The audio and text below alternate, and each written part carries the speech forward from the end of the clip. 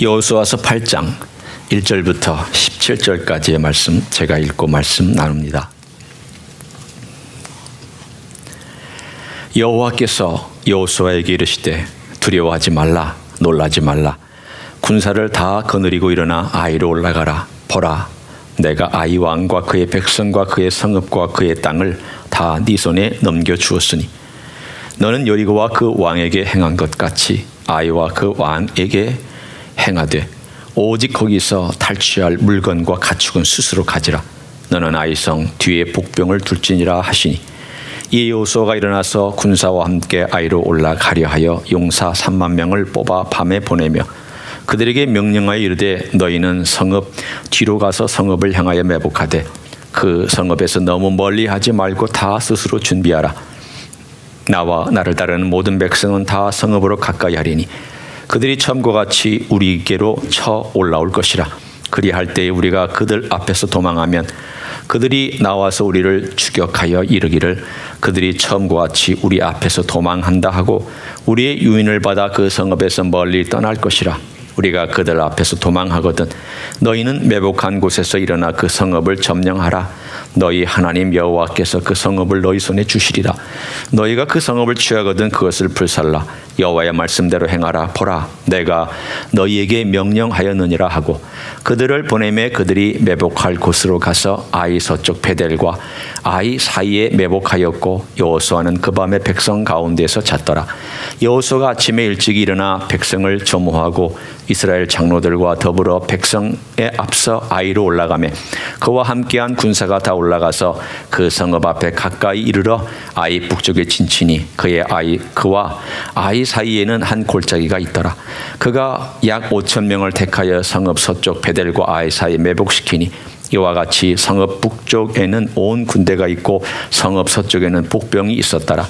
여호수아가 그 밤에 골짜기 가운데로 들어가니 아이 왕이 이를 보고 그 성읍 백성과 함께 일찍이 일어나 급히 나가 아라바 앞에 이르러 정한 때에 이스라엘과 싸우려 하나 성읍 뒤에 복병이 있는 줄을 알지 못하였더라. 여호수아와 온 이스라엘이 그들 앞에서 거짓으로 패한 척하여 광야길로 도망하며 그 성읍에 있는 모든 백성이 그들을 추격하려고 모여 여호수아를 추격하며 유인함을 받아 아이 성읍을 멀리 떠나니 아이와 베델에 이스라엘을 따라가지 아니한 자가 하나도 없으며 성문을 열어놓고 이스라엘을 추격하였더라. 아멘. 제가 한 말을 인용해 볼 테니 이게 누가 한 말일까 한번 추측해 보십시오. 대리석 안에 이미 표현하고자 하는 형상이 존재한다. 조각 작업은 단지 그 형상을 밖으로 드러내기 위해 불필요한 요소들을 제거하는 과정일 뿐이다. 제가 다시 한번 읽어드립니다. 대리석 안에 이미 표현하고자 하는 형상이 존재한다. 조각 작업은 단지 그 형상을 밖으로 드러내기 위해 불필요한 요소들을 제거하는 과정일 뿐이다. 누구 유명한 조각가가 한 말이겠죠. 분명히 조각가가 아니면 이런 말을 못할 것입니다. 분명히 들으면 그분이요, 그 사람이요, 그렇게 얘기할 것입니다. 이 사람이 누구냐 하면 바티칸에 있는 시스티나 성당의 이 천장의 벽화를 그린 사람입니다. 어마어마한 마스터피스죠. 그 사람은 엄청난 화가인데도 자기를 화가라기보다 조각가라고 불리기를 더 원했던 사람입니다. 이 사람은 워낙 뛰어나고 천재입니다. 그야말로 구상하는 것이나 그의 손재주나 그의 모든 면을 보면은 위대한 천재다. 천재도 급이 있을 수 있는데 위대한 천재다라고 얘기할 수 있는 그런 사람입니다. 이 사람은 피에타라고 하는 상을 만들었습니다. 돌아가신 예수 그리스도를 이렇게 마리아가 안고 있는 그 피에타 상을 만들었던 사람이고 다비드라고 하는 다윗의 그 육체를 조각으로 남겨놓았던 그런 사람입니다. 누굽니까? B자로 시작하는데 그렇죠. 미켈란젤로. 그 밑자로 시작한다고 그러니까 다 아시네. 미켈란젤로라고 하는 그 유명한 화가면서 조각가가 한 말입니다. 그런데 이 말이 참 인사이트가 있습니다. 대리석을 보는데 그 대리석 안에 이미 형상을 보고 있습니다.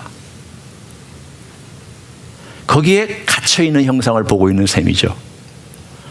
그래서 조각가는 그 갇혀있는 형상을 끄집어낼 때 불필요한 것들을 다 끌과 정과 망치와 그리고 연막이 다듬는 이러한 모든 것들을 다 동원해서 어떨 때는 망치로 툭툭 치고 어떨 때는 끌로 끌어내고 어떨 때는 정으로 쪼우고 이런 모든 과정을 통하여 그 안에 있는 형상을 다 끄집어낼 때 마치 그 형상은 살아있는 것처럼 남들이 볼 때 와 저런 놀라운 인물이 저 아래 숨어 있었단 말인가. 기가 막힌 그러한 사실은 천재였습니다.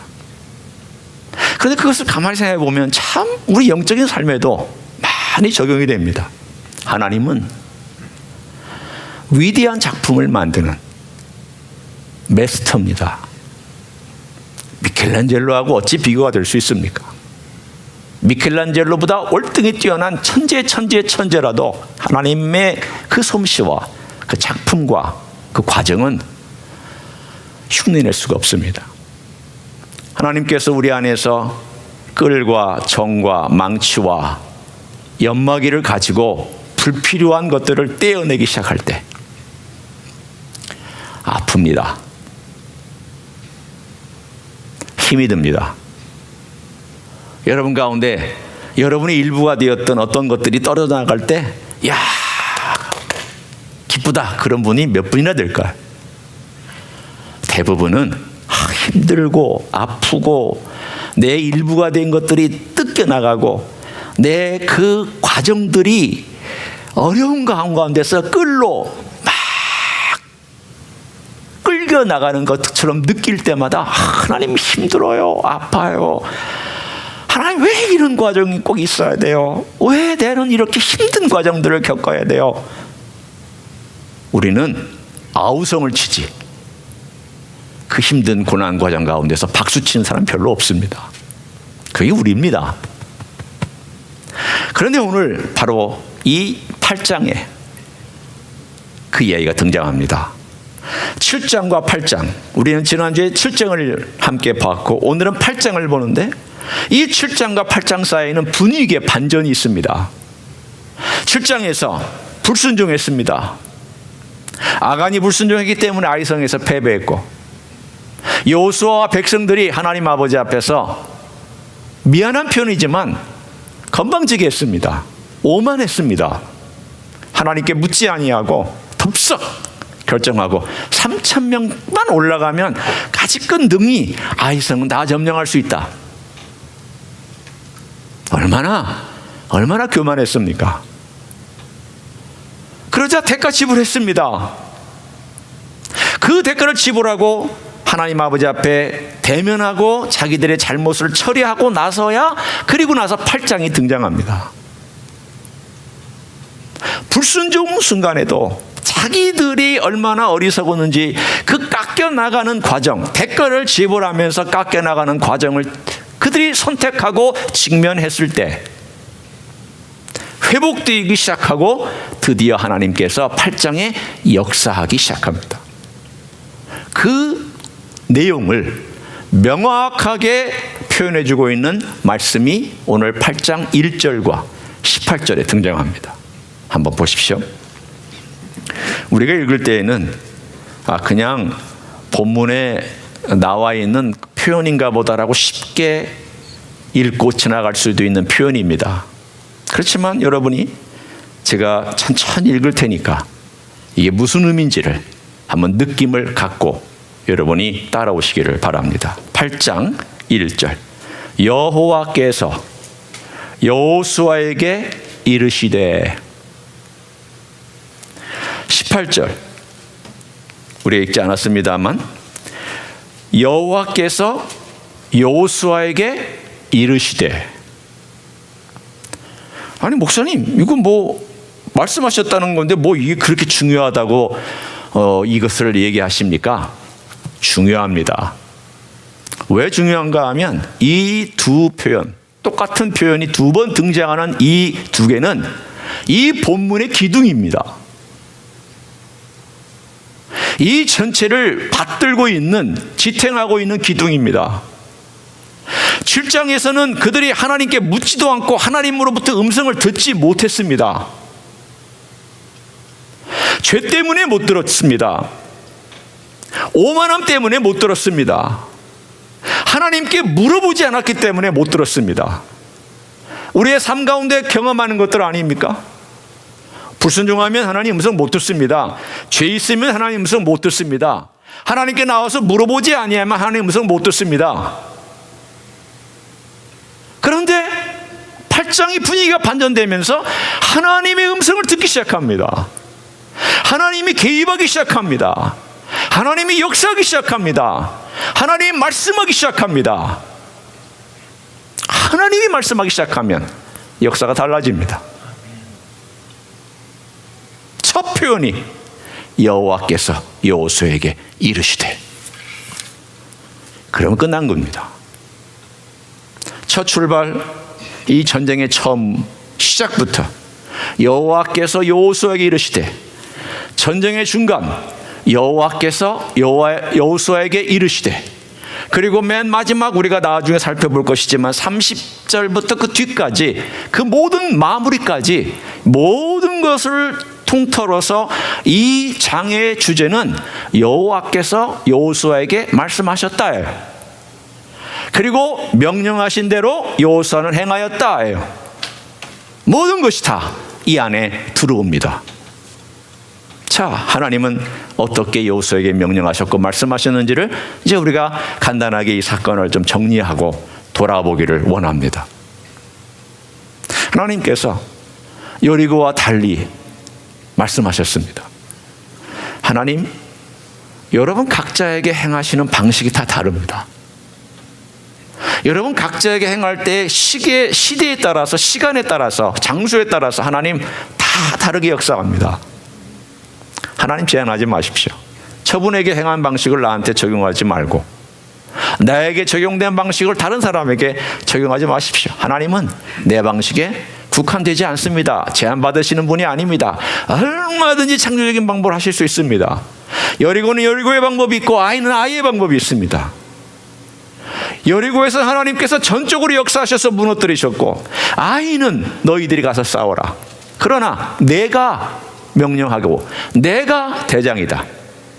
하나님께서 이 모든 전쟁의 대장이시며 처음부터 끝까지 하나님이 주관하고 있다는 것을 이 사건을 통해서 보여주고 있습니다. 여호수아야, 이 전쟁할 때, 특별히 아이성을 공격할 때 너는 복병을 두어라.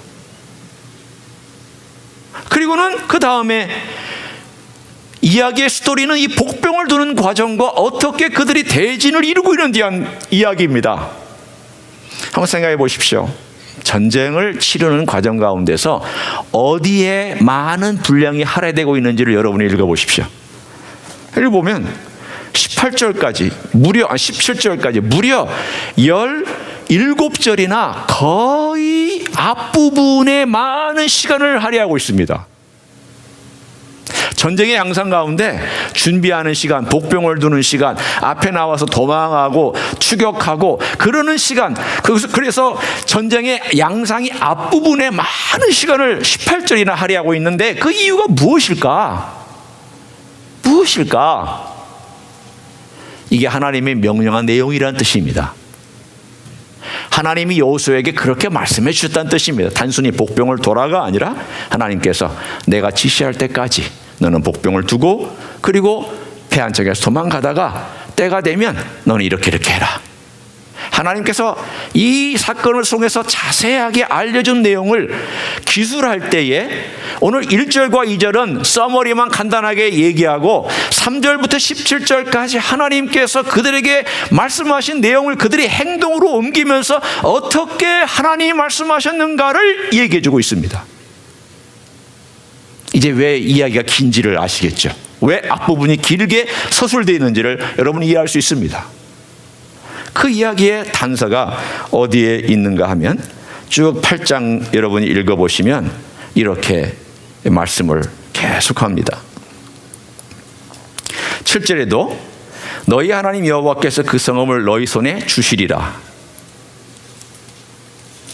여기 보면은 하나님께서 주실 것이라고 하는 말씀을 하고 8절에 너희가 그 성을 취하거든 그것을 불살라 여호와의 말씀대로 행하라.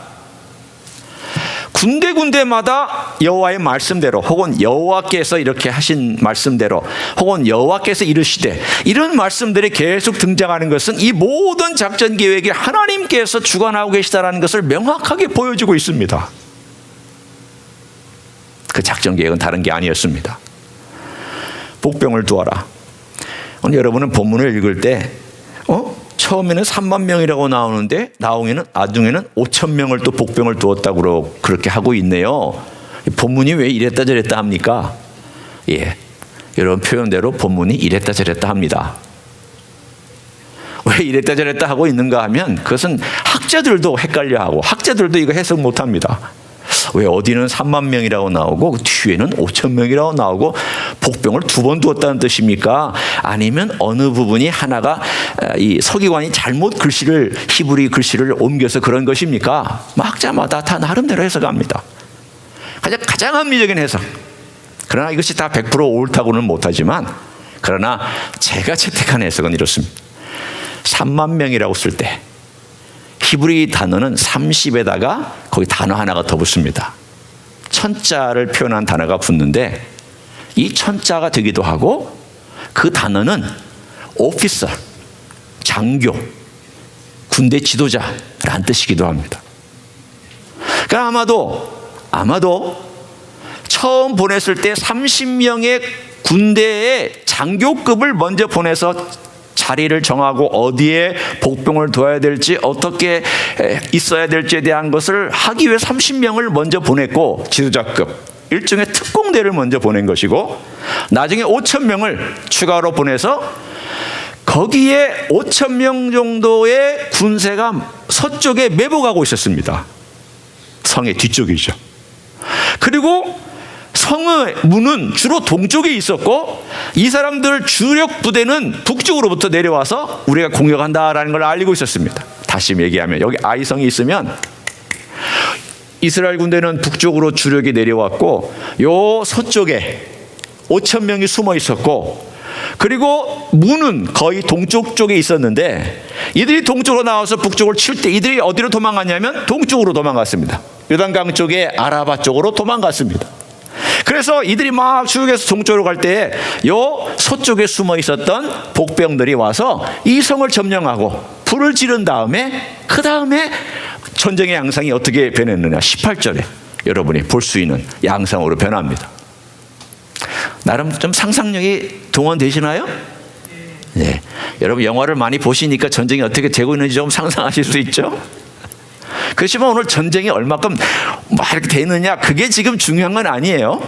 중요한 거는 바로 18절에 또 있어요. 자 18절을 보세요. 여호와께서 여호수아에게 이르시되 네 손에 잡은 단창을 들어 아이를 가리키라. 막 도망하고 있을 때 갑자기 그들이 불을 놓은 그 순간 단창 들어라. 단창이란 요 정도 길이의 창을 의미하며 거기에 이것은 주로 지도자들이 들고 싸움을 주의하거나 자기의 무기로 쓰기도 하는 단창을 의미합니다. 창이지만 짧은 창입니다. 단창을 높이 들고 아이를 가리켰더니 그 아이를 가리킴과 동시에 오늘 본문에 있는 것처럼 하나님께서 내가 이 성읍을 네 손에 넘겨주리라는 신호가 되었습니다. 다른 말로 하면 이 단창을 드는 순간 하나님께서 내가 너를 위하여 싸워주겠다라는 뜻입니다. 네가 이거 들면 이 드는 것은 너희들의 백성이 그 성을 점령하라는 표시이기도 하고 너희가 되돌아서서 협공하라는 표시이기도 하지만 하나님께서 하늘에서 그것을 보시고 혹은 그 함께 하셨던 하나님께서 내가 너를 위해 싸워주겠다. 이건 너희가 나를 부르는 표시다 라는 그러한 사인이었습니다. 오늘 이 전쟁을 우리가 가만히 보면서 하나님 아버지 앞에서 여호수아가 어떻게 싸우고 있는지를 보십시오. 하나님이 주도권을 갖고 싸워주시겠다고 말씀하셨습니다. 중간에 단창 들어라. 그럼 그 순간 내가 너희를 위해 싸워주겠다. 들었습니다. 그리고 그 다음에 여호수아가 이 단창을 든 다음 어떻게 행동하고 있는지를 살펴보십시오. 26절입니다. 자, 26절 우리 같이 한번 읽기를 원합니다. 시작. 아이 주민들은 진멸하여 바치기까지 여호수아가 단창을 잡아 든 손을 거두지 아니하였고. 여러분이 이 이야기를 읽을 때 어떤 사건이 머릿속에 떠오르십니까?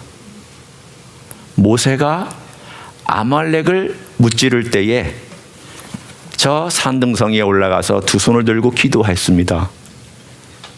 그가 기도할 때 여호수아가 이끄는 군대가 아말렉을 이겼고 그 손이 피곤하여 내려오면 아말렉이 그 군대를 이겼습니다. 그러자 그 손이 피곤하지 아니하도록 좌우에 아론과 홀이 붙잡아 줬습니다. 하루 종일 손을 들고 있었습니다.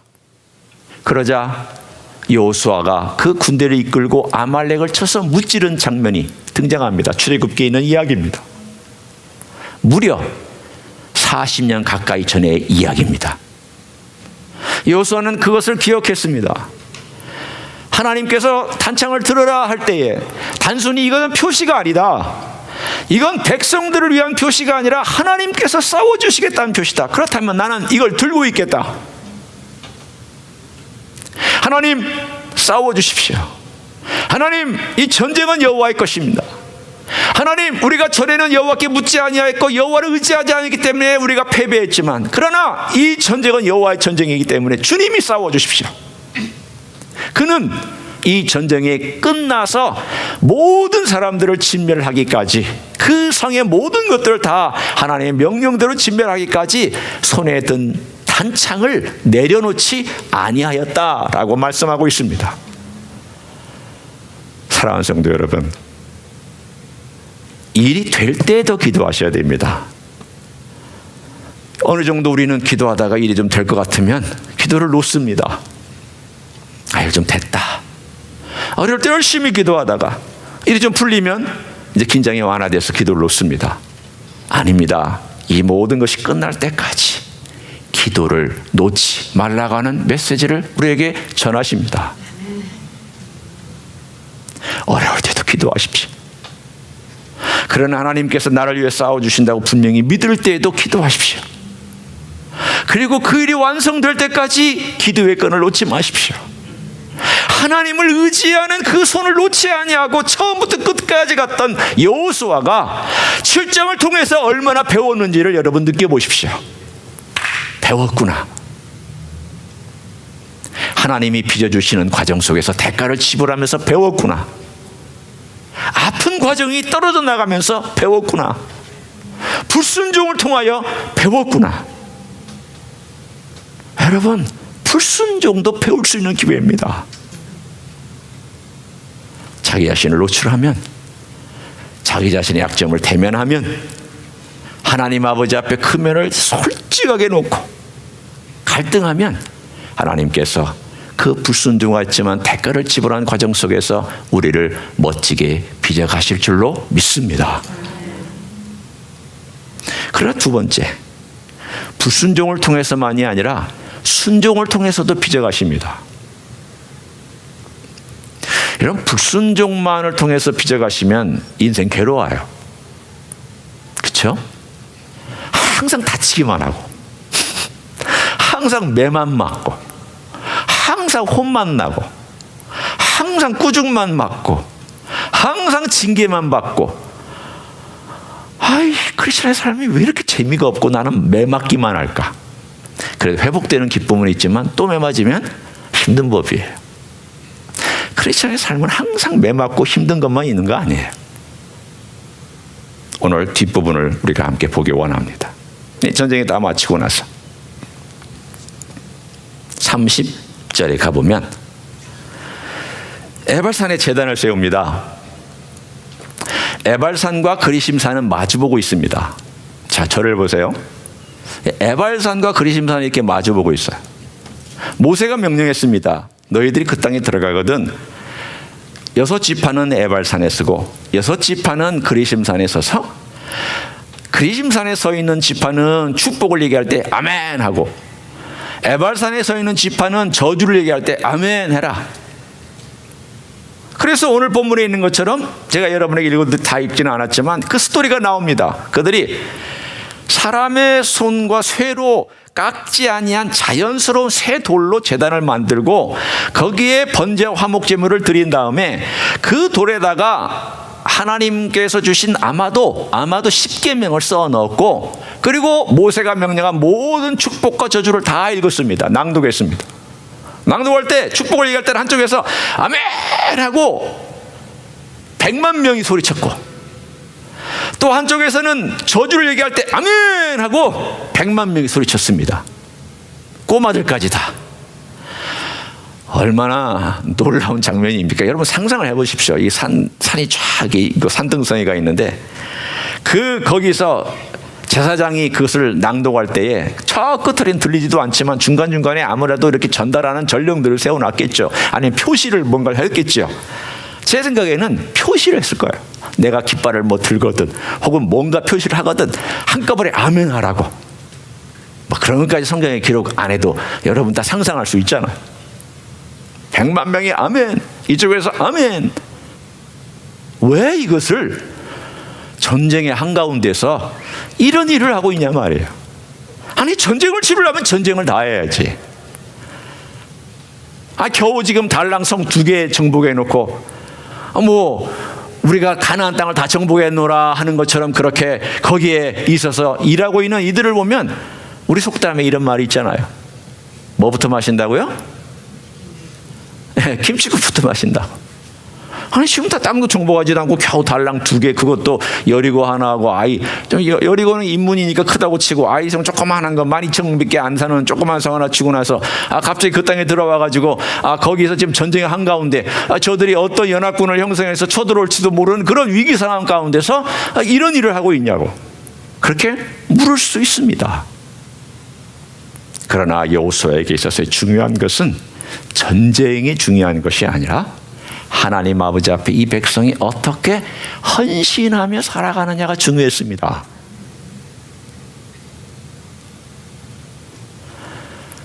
싸움보다 중요한 것은 매일의 삶 가운데서 내가 하나님과의 관계가 어떠냐가 더 중요합니다.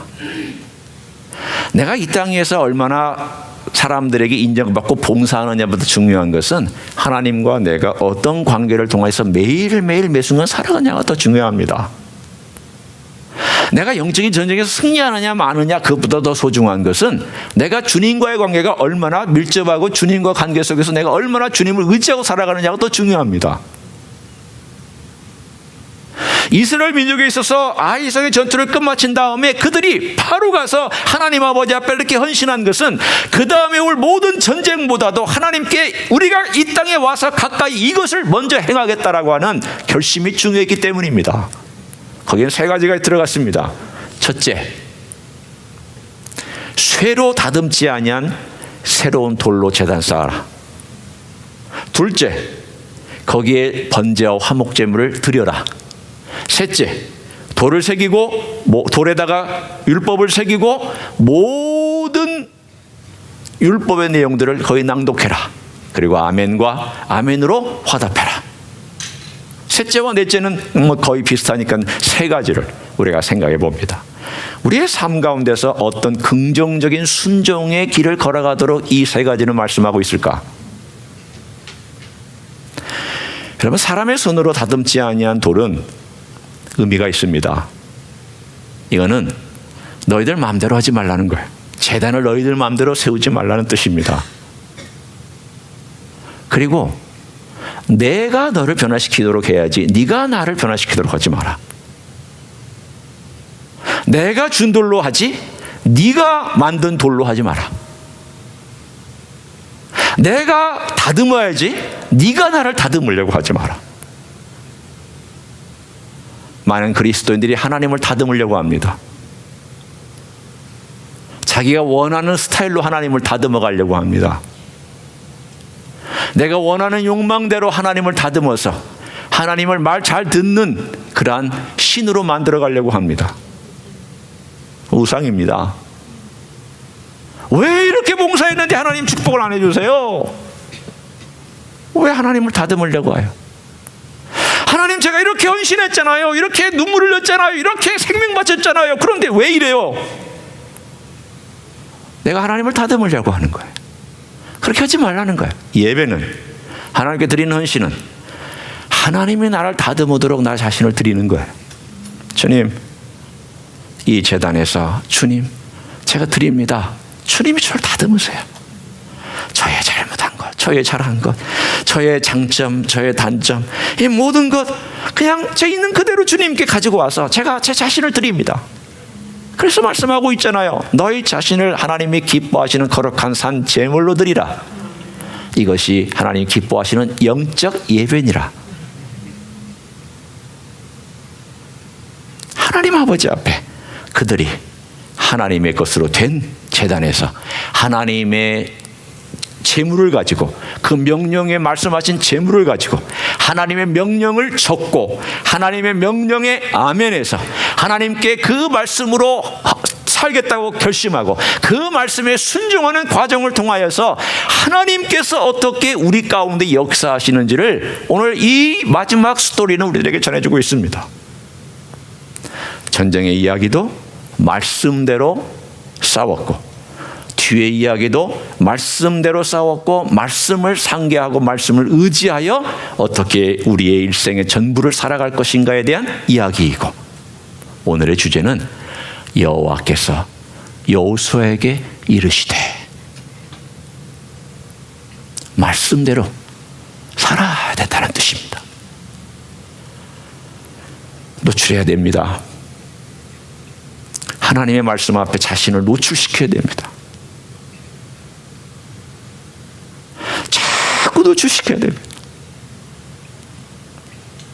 제 일생 가운데 간단하게 제가 경험했던 것을 말씀드리고 말씀을 마칩니다. 한국에서 목회할 때 힘들고 어려운 일들이 많이 생기죠. 여기도 물론 이민 목회도 마찬가지지만, 교회 건축할 때 정말 힘들었습니다. 피 말리는 그러한 시간들이 참 많았습니다. 내 재산이면 그냥 나가 없어지면 좋은데 땅은 사놓고, 건축 헌금은 안 되고, 건축은 올라가는데 지하실만 덩그러니 씌워놓고 그 다음 공사할 돈은 없고. 자, 여러분 같으면 어떻게 하시겠습니까? 교회가 올라가야 되는데 6개월 동안 공사를 못하고 지하실만 지어놓고, 마치 스룹바벨 성전처럼 이 파운데이션만 놓고 16년이 지나갔는데 그 생각이 막 나더라고요. 이 지하실을 지어놓고 이러다가 몇 년 흘러가는 거 아니야? 얼마나 피 말리는 시간이었는지. 딱 한 사람만 피 말리죠. 담임 목회자. 담임 목회자만 피 말리고 평신도들은 그렇게 피 안 말리는 것 같더라고요. 난 모르겠어요. 피 말리는 분이 얼마나 계시는지 모르지만 제가 이렇게 곁들여 볼 때 나보다 다들 느긋하시지, 나보다 믿음이 좋은가? 정말 힘들었습니다. 그때에 정말 하나님 아버지 앞에 간절한 심령으로 주님 앞에서 그때 제 자신이 어떻게 지난 목회를 했는가, 그리고 이 건축 과정에서 하나님 아버지 앞에 내가 뭘 잘못했는가, 혹시라도 하나님이 뭘 돌아보라고 이런 어려움을 주시는가, 아니면 하나님께서 이걸 변화시켜서 어떤 전화위복의 기회로 하나님께서 삼으시려고 하는가. 정말 과거, 현재, 미래에 걸쳐서 엄청나게 많은 스펙트럼으로 따지면 깊고 다양한 기도를 그때 많이 드렸습니다. 그리고 성도들에게 선포했습니다. 우리가 3개월 동안 열심히 기도하자. 금식 기도도 하고 작정 기도도 하고 하자. 그래서 3개월 후에 헌금이 안 모이거나 또는 탈출할 길이 없으면 이거 하나님께서 막으시는 줄 알고 그만하자. 그래서 안 했습니다. 3개월 동안 기도하다. 3개월 후에 정말 기적처럼 하나님 길을 열어주시기 시작하시더라고요. 그래서 건축이 한 1년이면 끝날 거 한 1년 반에서 1년 한 그 이상이 걸려서 건축이 완성됐습니다. 그 어려움 앞에서 얼마나 많이 깎였는지, 얼마나 많이 힘들었는지, 얼마나 많이 내 불순종에 있는 것들을 찾아보기 위해서 하나님 아버지 앞에서 얼마나 울었는지, 얼마나 힘들었는지, 얼마나 고통스럽게 신음했는지, 뭐 그 외에 제가 그 이외에 또 병 때문에 아프고 한 뭐 여러 이야기도 다 있지만, 여러분 하나님 아버지 앞에 우리가 순종이나 불순종하는 과정들을 통하여서 하나님이 여러분을 빚으시고 꺾으시고 깨지게 하시고 아프게 하시거든 하나님 아버지 앞에 와서 단창 들고 서 있는 방법밖에 없습니다. 하나님께서 말씀하시니 단창을 들어라, 가르치라. 그래 하루 종일 들고 지도자로서 하나님 아버지 앞에 하루 종일 기도하고 하나님의 임재와 하나님의 능력과 하나님의 도우심을 구하고, 그리고 나서 에발산과 그리심산에 가서 하나님 아버지 앞에 전적으로 헌신하고 그 말씀 앞에 헌신하고 이렇게 살겠다고 다짐하고, 그거 외에는 우리의 삶에서 순종이나 불순종이나 모든 과정 속에서 우리가 빚어질 수 있는 다른 방법이 없습니다. 돌아봐야 됩니다. 말씀 앞에 돌아보고 계속 자기를 비춰보고 그 말씀에 순종했는지 불순종했는지, 그 말씀 때문에 내가 어떻게 됐는지, 내 자신이 어리석었는지, 내 자신이 뭘 했는지를 돌아보고 그 말씀 앞에 자꾸 노출하고 또 노출해서 그 말씀이, 성령께서 그 말씀을 가지고 나를 빚어가시도록, 그래야 우리 인생의 마지막이 멋진 작품으로 탁 하고 나타납니다. 저는 우리 모두가 그런 주님의 마스터피스가 되었으면 좋겠습니다. 거부한 자는 변하지 않습니다. 말씀에 솔직하게 노출하지 않는 자는 멋있고 아름답고 화려한 테크니션을 만들어낼 수 있습니다. 기독교는 테크니션을 만들어내는 종교가 아닙니다. 기독교는 죄인을 변화시켜 하나님의 마스터피스를 만들어내는 그러한 생명의 종교입니다. 그런 놀라운 변화가 여러분 삶에서 풍성하게 일어나기를 예수님의 이름으로 간절히 축원합니다. 기도하시겠습니다.